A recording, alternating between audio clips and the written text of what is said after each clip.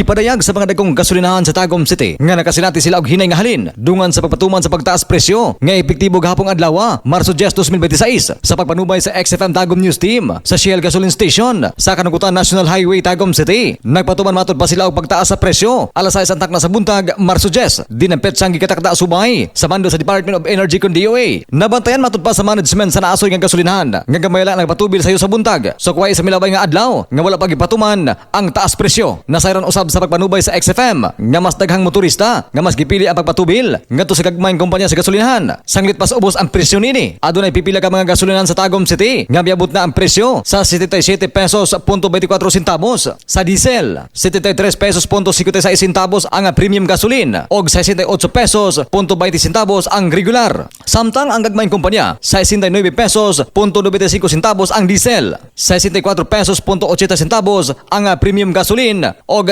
64 pesos .50 centavos ang regular. Aduna sab gasolinahan sa Tagum City nga mas taas ang presyo itandi sa uban nga miabot na sa 82 pesos ang diesel og 68 pesos .70 centavos ang gasolina. Samtang nunod sa nasinating krisis sa lana, nagpatuman karon ang LGU Tagum og flexible fare rates nga nakabase sa presyo sa gasolina kung diin gikan sa 70 pesos ngadto na sa 79 pesos .99 centavos ang presyo sa gasolina. Nahimo ng 18 pesos ang minimum nga plitihan sa tricycle sa Tagum City sa urang 3 ka kilometros og magdugang og 2 pesos matag kilometro. Para mulami ang ngisi, magsanton vitamin C. Alang sa nakahiusang nga Pilipino para sa Pilipinas, katropang Lar Sanyol, XFM News.